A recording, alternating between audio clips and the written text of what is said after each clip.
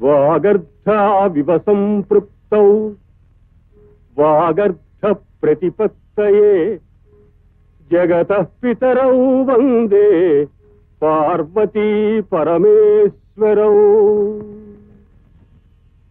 అసలైన ఆరోగ్యవంతులు ఎప్పుడూ సత్యాన్ని చెప్పేవారే అని మన పూర్వీకులు అంటూ ఉంటారు. సత్యం, ధర్మం, న్యాయం ఈ మూడు వాటి స్థానాన్ని నేడు రోజు రోజుకి కోల్పోతున్నాయి.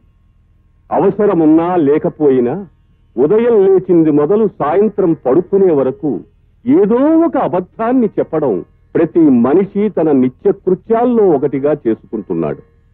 నిజం చెప్పడం విషం కలిపిన చేదు కషాయంలా ఉంటుంది.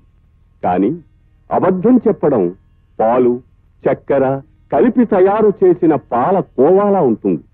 కషాయం తాగినప్పుడే కష్టంగా ఉంటుంది, కానీ కషాయం తాగిన తరువాత ఆరోగ్యం బాగుపడుతుంది, మనుషులు శక్తివంతులవుతారు. పాలకోవా తిన్నప్పుడైతే తీయగా బాగానే ఉంటుంది, కానీ ఆరోగ్యాన్ని చెడగొడుతుంది. అందుకే మనం అందరం కూడా ఎల్లప్పుడూ సత్యాన్ని చెప్పడానికే సాహసించాలి. ఒక అబద్ధం చెప్పాలంటే ఆ అబద్ధాన్ని నమ్మించడానికి ఇటుక మీద ఇటుక పెట్టి గోడ కట్టినట్టు 100 అబద్ధాలు చెప్పాలి. అందులో ఏ ఒక్కటి తప్పినా ఆ అబద్ధాల గోడ కూలిపోతుంది. నిజమేననుకోండి, మరి నిజాన్ని నిలబెట్టడం కోసం కదండి హరిశ్చంద్రులో రనకెట్టాలు పడ్డారు. అందుకే అతను పురాణ పురుషుడు కాగలిగాడు. అసలు హరిశ్చంద్రుడు పురాణ పురుషుడుగా చరిత్రలో ఎందుకెక్కాడు? నిజం మాట్లాడడం వల్ల, నిజము అనే మాటను నిలబెట్టుకోవడం వల్ల. ఆ రోజు కాని అతను ఆ మాట అనలేదన్నా, ఆ మాట ఇవ్వలేదని చెప్పినా తను రాజ్యభ్రష్టుడు కావలసిన అవసరం లేదు. భార్యను నడిబజారులో నిలబెట్టి అమ్ముకోవలసిన అవసరం లేదు. తను కాటి కాపరి కావలసిన అవసరము లేదు. చివరకు బిడ్డ చనిపోతే కాటి సుంకం చెల్లించలేని దీన స్థితిలో ఆ తల్లి దొంగగా చిత్రించబడవలసిన అవసరమూ లేదు.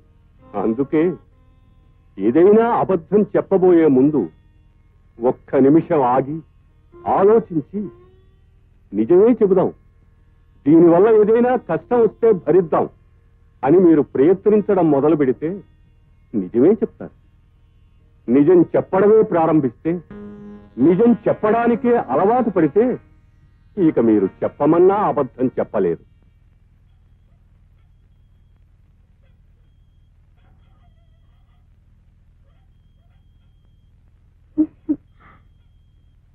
ఏమిటి ఎన్నిసార్లు పిలిపించుకుంటా? ఏదో మోజుపడి అడిగితే మగవాడు కాదు.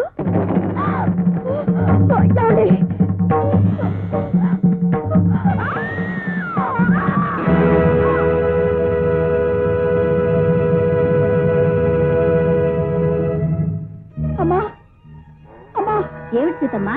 ఆయన్ని పోలీసులు పట్టుకుపోయారమ్మా. ఏమిటి, రావుణ్ణి పోలీసులు పట్టుకుపోయారా? అవునమ్మా, ఆ ధర్మకర్త గారి భార్యని చంపేశాడని. ఏమిటి, ధర్మకర్త గారి భార్య పోయిందా? రావుడు చంపేశాడా? ఏమో బాబు, రాత్రి మన కూడానికి అలా కోనేటి దగ్గర ఎవరో చంపి పాడేశారంట. అది రావుడే చంపేశాడని పోలీసులు పట్టుకెళ్తున్నారు. ఆయన్ని మీరే కాపాడాలి బాబు. అచ్చబద్ధం. రాత్రంతా రాముడు నా కళ్ళెదుటే ఉన్నాడు. నేను కథ చెప్తున్నంతసేపు అభిమన్యుని ఒళ్ళో పెట్టు కూర్చున్నాడు. అభిమన్యుని వాడే ఎత్తుకుని ఇంటికి తీసుకొచ్చాడు. వాడితో పాటు ఇక్కడే పడుకున్నాడు. పొద్దున్న లేచి ఇక్కడి నుంచి వెళ్ళాడు. ఈ మాటే చెప్పాను బాబు, ఎంత చెప్పినా పోలీసు వాళ్ళు వింటలేదు. నేను చెప్తాను, కోర్టుకు వెళ్లి రాముడు నిర్దోషి అని నేను సాక్ష్యం చెప్తాను. నువ్వు అధైర్యపడకు సీతమ్మా, ఆయనే కోర్టుకు వెళ్లి సాక్ష్యం చెప్తే మీ ఆయన్ని విడిచిపెట్టేస్తారు. పట్టణానికి వెళ్తున్నట్టున్నావు? అవును బాబు. సరాసరి కోర్టుకే వెళ్తున్నట్టున్నావు? అవును బాబు. రాముడు నిర్దోషి అని సాక్ష్యం ఇవ్వబోతున్నట్టున్నావు? అవును బాబు. మరి దోషి ఎవరని చెప్పబోతున్నావు? తెలియదు బాబు. నేనే. అబద్ధం అనుకుంటున్నావా? నిజమైతే ఇంత నిర్భయంగా ఎందుకు చెప్తున్నాడు అనుకుంటున్నావా? దేవుడి ముందు ఒక్కసారి నిజం చెప్పేస్తే ఆ తరువాత దేవుడి మీద ప్రమాణం చేసి ఎన్ని అబద్ధాలు చెప్పినా తప్పులేదు. రాముడికి నా భార్యకి అక్రమ సంబంధం ఉంది కాబట్టే వాడెక్కడుంటే అది అక్కడే ఉంటుంది. రాత్రి నీ కథలో నువ్వున్నావు, దాని కథలో అది ఉంది. వాళ్ళిద్దరి కథ నా కళ్ళారా చూశాను. అందుకే ఇక్కడ నీ కథ జరుగుతుండగానే అక్కడ దాని కథ ముగించేశాను. ఈ కథ ముగింపు రాముడి మీదకి తిప్పాను. రాముణ్ణి కూడా నా కథ నుండి తొలగించాను.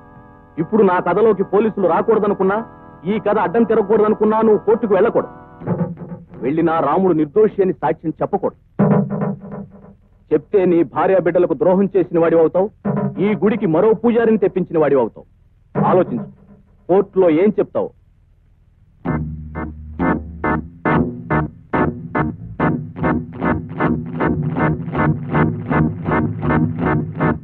దేవుని మీద ప్రమాణం చేసి అంతా నిజమే చెప్తాను, అబద్ధం చెప్పను.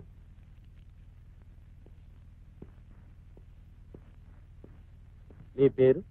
శివయ్య. హత్య గావించబడ్డ ధర్మకర్త రామలింగేశ్వరరావు గారి భార్యను మీరు చివరిసారిగా ఎప్పుడు చూశారు? ఆమె చనిపోయిన రోజు సాయంత్రం. ఎక్కడ? గుడిలో. నేను కథాకాలక్షేపం చేస్తూ ఉండగా చూశాను. ఆమె కథ మధ్యలోనే లేచి వెళ్ళిపోయారు.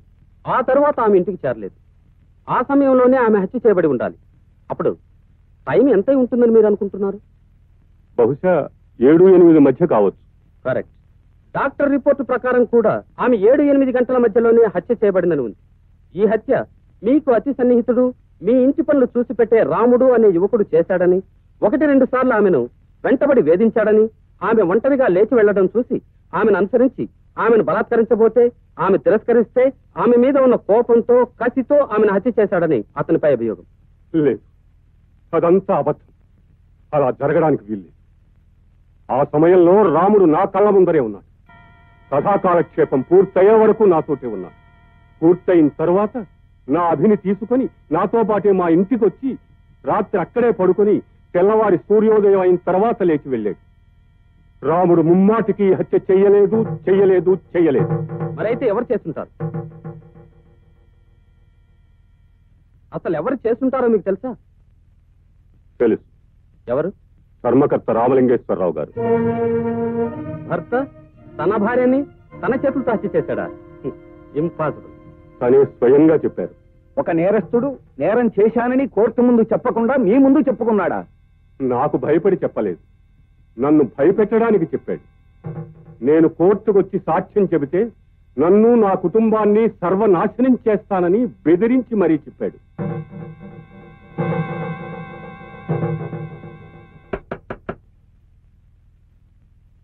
శివయ్య ఎవరు? ఏమండి, పోలీసులు వచ్చారు. ఏం బాబు? శివాలయం తాళం చెవులు ఎవరి దగ్గర ఉంటాయి? నా దగ్గరే ఉంటాయి. వేరెవరి దగ్గరైనా ఉంటాయా? లేదు బాబు. అయితే ఓసారి గుడి తలుపు తెరవండి.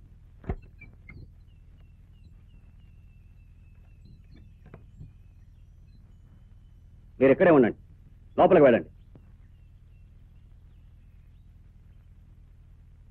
ఏమిటి బాబు, ఏమిటిదంతా? దేనికోసం? సార్, ఇది దొరికింది.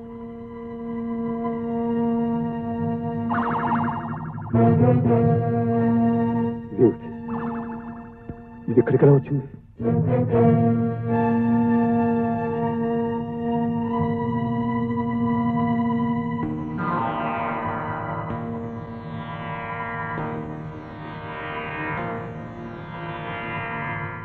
సాక్ష్యాధారాలను బట్టి ఈ హత్య రాముడే చేసినట్టు కోర్టు వారు నమ్ముతున్నారు. ఐపీసీ సెక్షన్ 302 ప్రకారం అతనికి 7 సంవత్సరాలు శిక్ష విధించడమైనది. అతనితో పాటు మరణశిక్ష విధించవలసిన హత్యా నేరంలో భాగస్థుడైన హంతకుడికి అనుకూలంగా తప్పుడు సాక్ష్యం చెప్పి అతన్ని రక్షించ ప్రయత్నం చేసినందుకు శివయ్య అనబడే ఆ ఊరి గుడి పూజారికి ఐపీసీ సెక్షన్ 201 ప్రకారం 7 ఏళ్లు శిక్షను, హత్యకు ఉపయోగించిన ఆయుధాన్ని పవిత్రమైన దేవాలయంలో దాచి పోలీసుల్ని తప్పుత్రోవ పట్టించాలని ప్రయత్నించినందుకు మరో 3 ఏళ్ల కఠిన శిక్షను కోర్టు వారు ఖాయపరచడమైనది.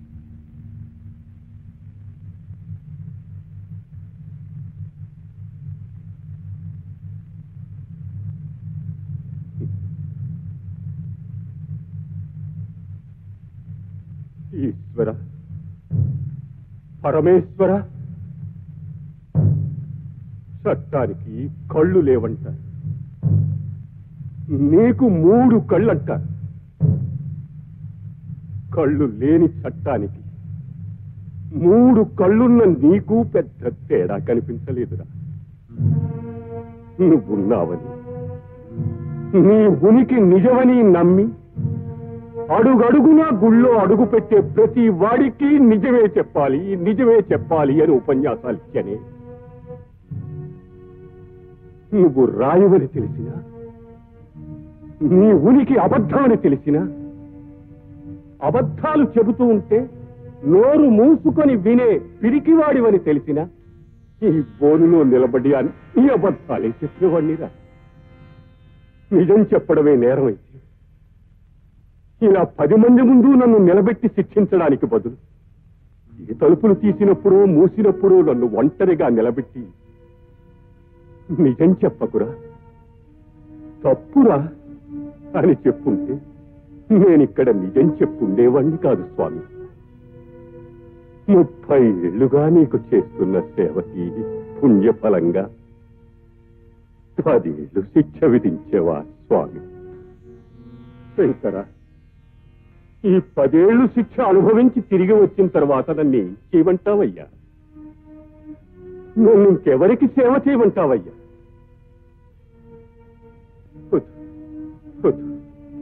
ఇంతవరకు చేసిన సేవలు చాలు.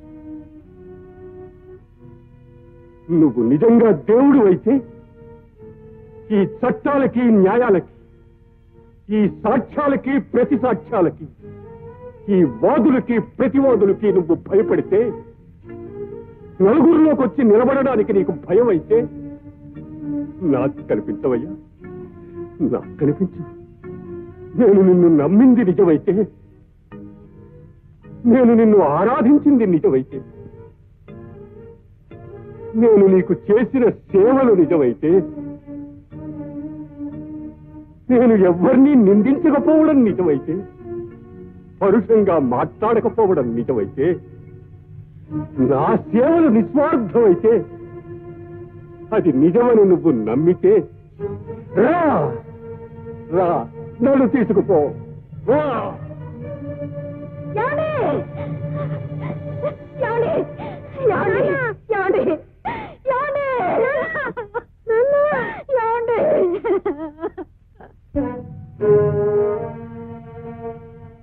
అమ్మా, ఈ ఊళ్ళో మనకు చుట్టాలేరా?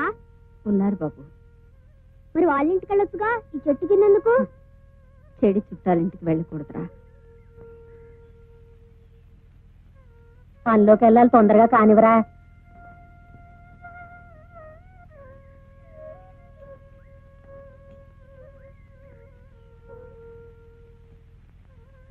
బాబు, ఆకలిస్తుందా? లేదమ్మా, నీకేస్తుందా? బాబు, ఎందుకమ్మా ఏడుస్తున్నావు? ఈ ఆకలి అనే మాట ఇంకా ఎన్నిసార్లు వినాల్సి వస్తుందో అని. ఎందుకమ్మా, ఎందుకు తినాలి? నేను మొగాని కదా.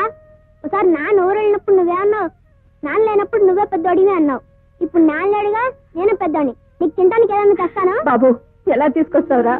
దేవుడి మీద ఒట్టండి, ఆ వెంకటేశ్వర స్వామి మీద ఒట్టండి, వినాయకుడి మీద ఒట్టండి, ఇక్కడ ఉన్న దేవుడు అందరి మీద ఒట్టండి. నేను 20 రూపాయలు నోటు ఇచ్చానండి. వేరేటంత లేవు. నువ్వు 20 రూపాయలు నోటు ఇచ్చావా? నువ్వు ఇచ్చింది బిల్లు అంతే. ఓటు బిల్లు అలా ఇస్తానండి, బిల్లుతో పాటు 20 రూపాయలు నోటు కూడా ఇచ్చానండి. దేవుడి మీద ఒట్టండి. ఏమిటయ్యా పాప, మా కుర్రాడు దేవుడి మీద ఒట్టు అంటే ఇల్లేదంటావు? ఇవ్వలేదయ్యా బాబు. ఇచ్చానండి, నోట్లు చూపించమనండి, నా నోటు చూపిస్తాను. చూపించవయ్యా, చూపించు. ఏమిటయ్యా చూపించేది ఏది ఏది ఏ నోటయ్యా? ఇదిగోండి, ఆ కొత్త నోటు నాదేనండి. ఇది బ్యాంక్ క్యాష్ ఇచ్చిన నోట్ అయితే డబ్బు లేకుండా వచ్చి అబద్ధాలు ఆడతావా? లేదు సార్, ఇచ్చానండి. దేవుడి మీద ఒట్టండి. ఇప్పుడు టిఫిన్ తీసుకెళ్ళిపోతే మా అమ్మ చంపేస్తుందండి. ఇదేమిటయ్యా, చిన్న కుర్రాడు ఏడుస్తా ఉంటే ఇవ్వకుండా ఇచ్చానని ఎందుకు చెప్తాడు చెప్పు? డబ్బులు లేకుండా పాలసీ గడుచుకోవడం ఎందుకు వస్తాడయా? ఇదిగా ఇచ్చే ఉంటాడు, నువ్వు మర్చిపోయి ఉంటావు. ఇవ్వయ్యా. అవును, ఇచ్చే మర్యాదకి ఇచ్చే. నలుగురు తెలిస్తే హోటల్ పరువు పోతుంది. ఇచ్చే తొందరగా. ఇవ్వయ్యా. ఆకలేదన్నాక అన్నం పెట్టక, లేకపోతే నేను చచ్చిపోతానక్క. పెడతాను కదా. ఎప్పుడు పెడతాను? నిన్నటి నుంచి అలాగే అంటున్నా. పెట్టక్క, ఆకలేస్తుంది. ఏడవద్దమ్మా, ఆకలేస్తున్నాక పెట్టక్క. నీ పెడతాను కదా. పెట్టక్క, పెట్టక్క. ఇంటికి వెళ్ళి పెడతాను. ఇది ఆకు, ఇది పప్పు, ఇది కూర, ఇది చారు, ఇది అన్నం, ఇది మజ్జిగ. ఇది వచ్చేతనం, నేను తిన్నా.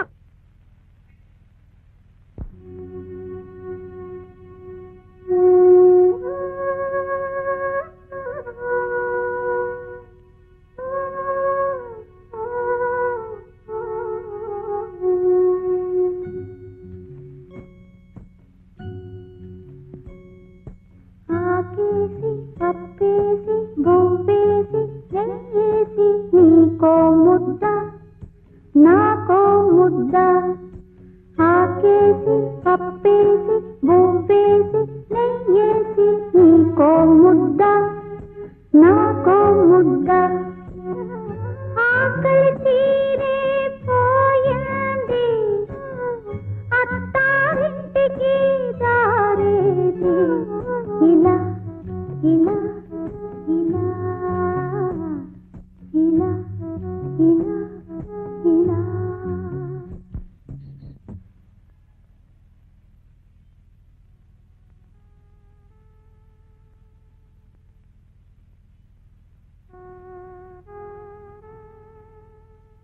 ఏంటి మీ ఇంట్లో అన్నం లేదా? ఇది మా ఇల్లు కాదు. మరి ఇక్కడున్నారే? ఎవరో ఎత్తుకొచ్చి ఇక్కడ పడేసేది. 2 రోజులైంది. ఆకలి వస్తుంది. నాకు పర్వాలేదు, ఇదే తట్టుకోలేక ఏడుస్తుంది. ఇడ్లీ తింటారా? ఓ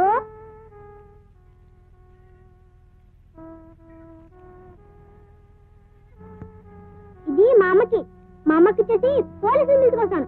మీరేం భయపడకండి, మిమ్మల్ని విడిపిస్తాను. నిజంగా వస్తావా? ఓ ఒట్టు ఒట్టు. అమ్మా ఇడ్లీలు. ఎక్కడో బాబు? ముందు తినమ్మా. ఎక్కడో చెప్పరా? ఎవరన్నా పనవడదామని వెళ్ళాను. అక్కడ ఒక ఆయన బస్సు ఎక్కుతుంటే బస్సు కింద పడింది. అని నేను చూశాను. ఆయనకి ఇద్దామనుకుంటే బస్సు వెళ్ళిపోయింది. బస్సు వెనకాల పరిగెత్తాను. ఆయన దిగేదాకా పరిగెత్తాను. ఆయన దిగిన తర్వాత పరిగెచ్చేశాను. ఇస్తే ఆయన డబ్బులంతా చూసుకుని నాకు 20 రూపాయలు ఇచ్చాడు. అప్పుడు నేను 4 గిడ్డలు తిని మీకు తెచ్చాను. ఇంకో చిల్లరా బియ్యం కొని అన్నం వండు. నువ్వెక్కడికి రా?